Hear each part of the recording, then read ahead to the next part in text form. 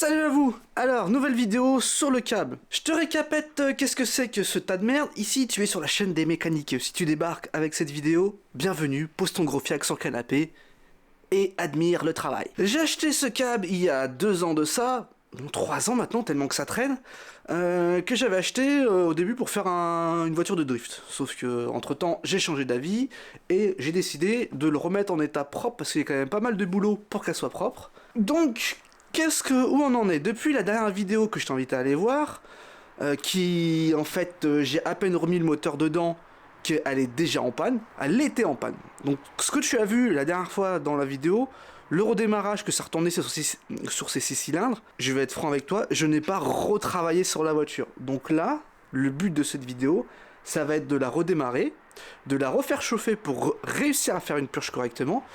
Je t'avoue que ça va être compliqué parce qu'aujourd'hui il fait des températures négatives, comme en témoigne ce cadavre de DSP qui a traîné dehors complètement gelé. On la fait chauffer, on remonte tout ce qu'il y a besoin sur la face avant, et normalement si tout se passe bien, on la repousse sur ses roues, et on est peut-être prêt à faire le premier essai routier de cette voiture depuis au moins 6 ans, voire 7 ans. Donc j'espère que ça va bien se passer. Pose ton cul, admire le travail.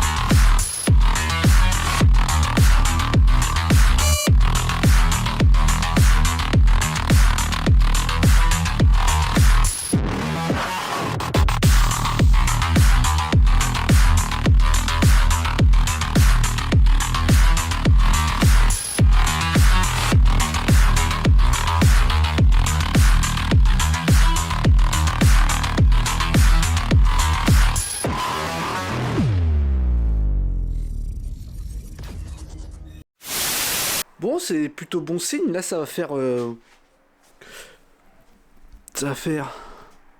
40 minutes qu'elle tourne. Le thermostat s'est bien ouvert parce que la durite en bas du radiateur est à peu près chaude. En haut, c'est chaud, donc ça s'est ouvert. Il commence à avoir un tout petit peu de chauffage à l'intérieur. Je pense que j'arriverai pas à avoir plus parce que ça passe dans le radiateur et avec la température qu'il fait, ça arrive pas à chauffer plus au ralenti. Donc va falloir aller l'essayer sur la route. La structure de la face avant est remontée. Maintenant ça va être remontage des éléments esthétiques. J'ai le pare-choc, j'ai la calandre avant, j'ai les feux. Va falloir que je lui remette ses feux tuning là. Ça me fait chier de remettre cette merde là. Va falloir que je retrouve des feux d'origine. Pareil pour l'arrière, va falloir que je remette des feux d'origine. On n'est pas loin de la vérité. Le moteur tourne bien. Espérons que ça dure. Allez, je remonte vite fait des morceaux de face avant. Je remonte pas ça de façon définitive parce que c'est juste pour les faire un essai routier vite fait. En fait, l'essai il va être rapide. Hein. La voiture elle est pas assurée. La carte grise est toujours pas faite à mon nom. Vu qu'elle est pas assurée et que j'ai pas pu faire le contrôle depuis toutes ces années. J'ai juste la prendre, aller à la station essence, remettre de l'essence parce que là il y a juste 10 litres qu'on avait mis la dernière fois. On remet de l'essence. Et puis on voit ce que ça donne. Allez, je finis de remonter le reste. Elle est prête. Posée au sol, tout remonté, j'ai refait un dernier check-up et j'ai bien fait de faire un dernier check-up parce que j'avais un collier d'eau que j'avais oublié de serrer et qui s'était mis à pisser lors de la dernière chauffe. Heureusement que j'ai regardé. Donc ça on est bon. J'ai mis un coup de nettoyage sur les vitres. Quand même, on va pas faire n'importe quoi sur la route. J'ai un Clio déjà qui tient pas. J'ai les retiré. Donc c'est pas grave. Le stress qui a un problème. Parce que si j'ai un souci, j'ai le frérot qui est pas là. J'ai les potes, je crois qu'ils sont pas là ce week-end, donc si je tombe en rade, bah, je suis tout seul. Le stress de croiser les flics sur la route, parce que là, les flics en ce moment chez moi, ils sont un peu un peu sur les nerfs, donc j'ai vraiment pas envie que la voiture finisse à la fourrière si je me fais choper. J'ai pas testé ma DA si elle a marché.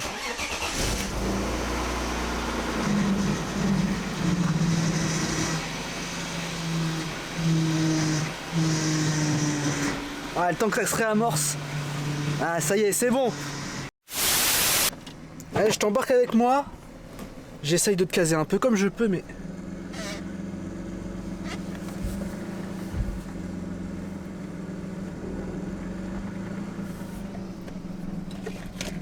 Est-ce que la marche arrière passe? Ah, il y a des bruits de ferraille là. Ah, faut que je regarde si j'ai bien remis mes tôles par... Oh non, non, l'embrayage, il est en train de lâcher. Oh putain, qu'est-ce qui se passe? Ah! J'ai la pédale qui est restée au fond. Ah, qu'est-ce qui s'est passé? Pas de traces de liquide. Oh non, on me dit pas que ça vient de claquer, il faut pas que je la repousse dans le garage.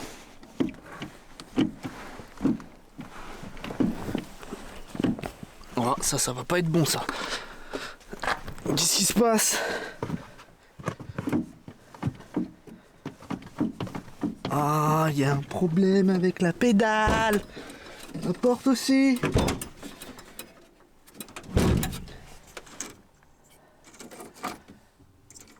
Oh, il n'y a rien qui va, merde. Oh, j'ai la pédale qui est en train de lâcher. Oh.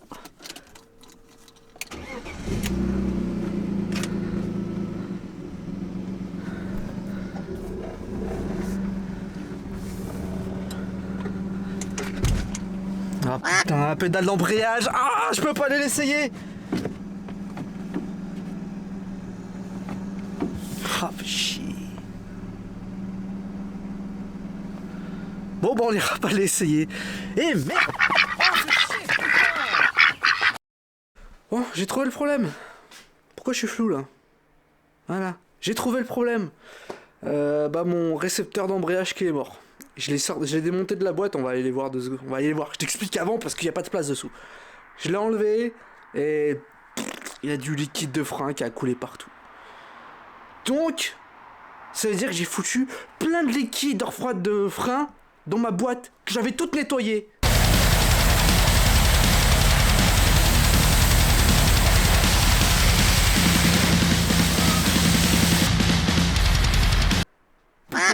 Je savais que je le savais en plus, quand je l'ai démonté, il avait une sale gueule. Je me suis dit, vas-y, change-le là. J'ai voulu faire le crevard à le remonter comme ça pour faire un essai. Ça a pas tenu. Putain, fait chier. Alors, on va aller voir ça. Là, dessous.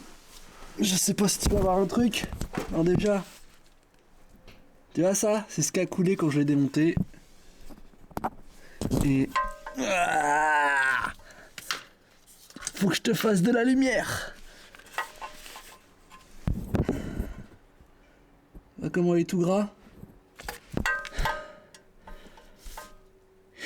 Putain. Oh, je voulais faire un essai. Sauf que j'avais que aujourd'hui pour faire un essai de jour. Dire les prochains jours, il va falloir que je me fasse chier à remonter tout le faisceau pour les feux. Putain, merde. J'ai une boîte de TDS là-bas. Je vais regarder si... Par chance, connaissant BM, c'est peut-être le même récepteur en espérant qu'il soit mort. Je le démonte et on regarde ça. Bon, j'ai démonté le récepteur que j'avais et finalement, d'esthétique, il se ressemble vachement. C'est pas la même ref et au niveau longueur de la tige là qui appuie sur la fourchette, c'est pas la bonne. Celle de TDS, elle est beaucoup plus courte que celle que j'ai dessus, donc ça passe pas. Donc c'est mort pour aller l'essayer. Je vais faire une commande. Je vais me repayer 10 balles de frais de port. Parce que je viens d'en faire une il y a pas longtemps pour la Golf là. Attendre 2 semaines de recevoir la pièce parce qu'ils mettent toujours une semaine à valider ta commande et à t'envoyer ton paquet. Puis voilà, le temps que le livreur te l'amène, ouais, ça fait 2 semaines quoi. Enfin bref, tu l'as compris, ça me saoule. Je vais pas m'énerver. C'est de ma faute. Quand je l'ai démonté, j'ai vu qu'il avait une sale gueule. J'ai quand même voulu le remonter. Je m'en prends qu'à moi, c'est ma faute. J'irai pas l'essayer. Et voilà.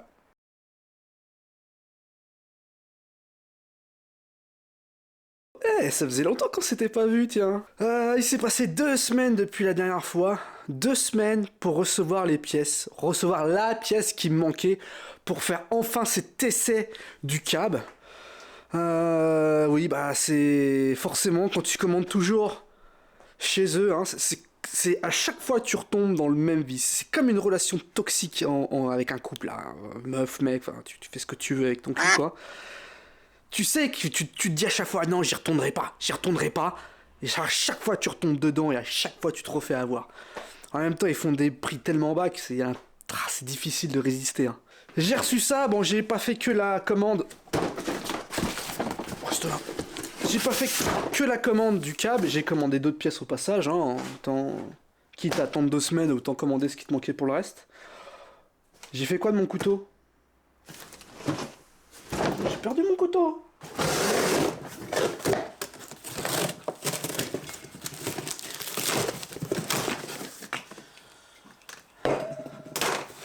Ah, qu'est-ce qu'il y a là-dedans? Pas grand chose, y a pas grand chose. Tac. Ah. Le mètre cylindre. Bon, le mètre cylindre. Le récepteur d'embrayage parce qu'il reçoit la pression pour embrayer. Récepteur d'embrayage. On va monter, on va comparer avec l'autre que j'ai pas démonté, qui est toujours sur la voiture. Hop. Qu'est-ce que j'ai d'autre? Ça, c'est pour la Golf. Ça, c'est pour la Golf. Ça, on le verra après. Ça, c'est pour le TDS. Ça, c'est quoi ça? Ils mettent tellement de temps à envoyer les pièces que je me rappelle même plus ce que j'ai commandé. Du Ella. Qu'est-ce que j'ai commandé en Ella? Ah oui, la bobine qui avait cramé. J'ai recommandé une bobine. Donc maintenant que j'ai toutes les pièces, on monte le mètre cylindre sur la cab. On teste, on fait une purge avec ma technique de crevard. Si tu l'as pas vu, je te mets la petite vignette, je sais pas où, je te laisse aller voir.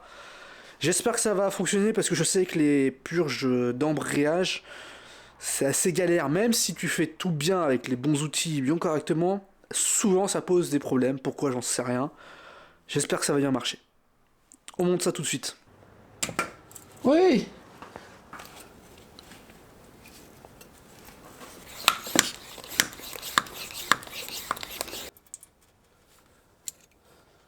Bon, au pied, ça a l'air correct, la pédale d'embrayage. Après, ça fait tellement longtemps que j'ai pas conduit de 36 que je me rappelle plus trop comme c'est fait, mais ça a l'air correct. La pédale remonte bien, la sensation a l'air correcte. Dans la purge, j'ai fait plusieurs fois, il n'y a plus de bulles d'air. J'ai refait le plein, bon, enfin ouais, j'ai fait tout comme il fallait. Pas d'essai pour ce soir. Je te rappelle que toute la face avant n'est pas connectée, donc je n'ai pas de feu à l'avant. J'ai des feux à l'arrière, mais pas à l'avant. Il fait bien nuit, donc ça sera pour une prochaine. On est le lendemain, moment de vérité, pause de midi. Elle est là, prête à partir. Elle chauffe déjà depuis 10 minutes, histoire de vérifier encore une dernière fois qu'il n'y a pas une fuite. Là, on va aller essayer ça. J'espère qu'il n'y aura pas de galère parce que là, si je tombe en panne, j'aurai pas le temps de la faire dépanner. Et puis sur ma tête, tu tombes en panne, je te laisse sur le bord de la route. Alors je sais pas où te caser, je vais te caser à l'arrache. De toute façon, je vais pas te filmer la route, hein.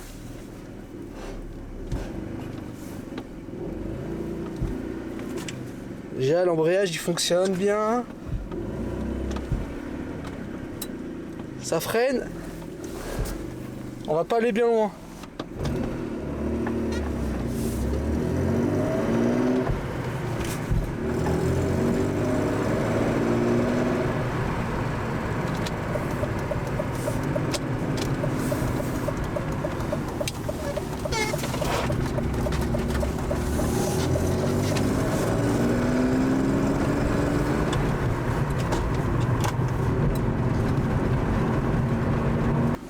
Ça a l'air de marcher.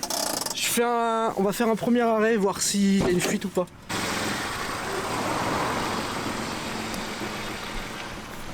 Bon, rien va se passer comme prévu, hein. J'ai encore une fuite. Enfin, chier. Est-ce que tu vas la voir?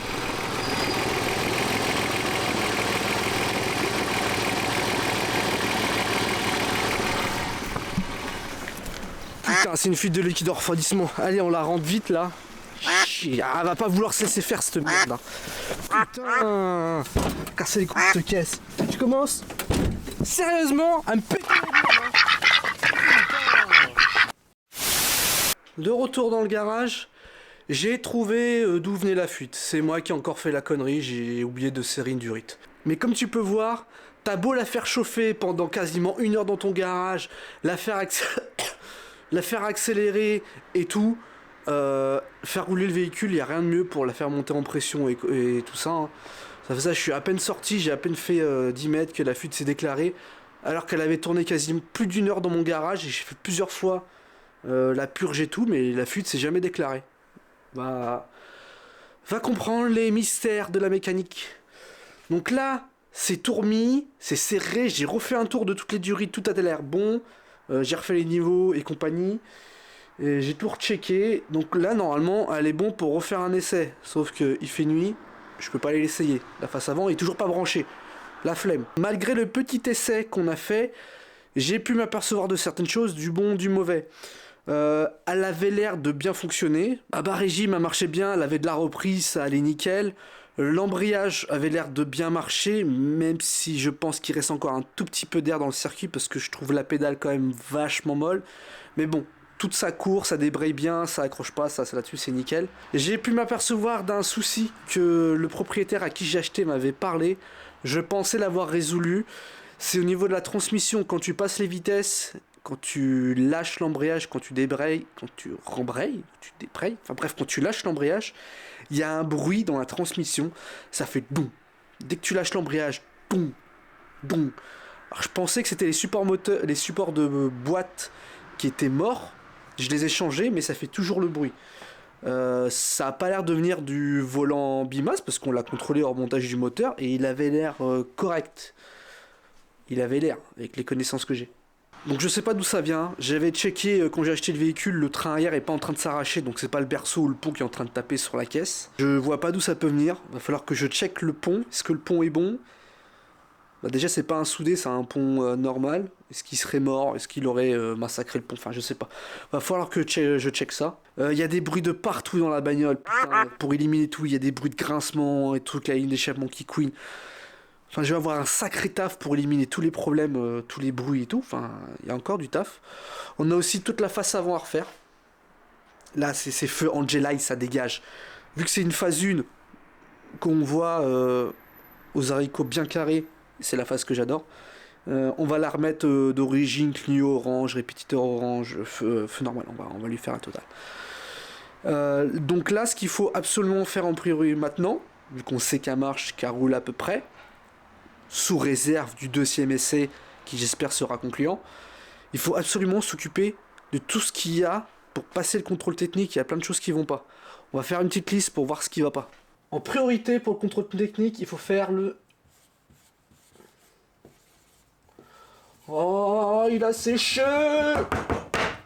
Putain. So please, Sarapakarai.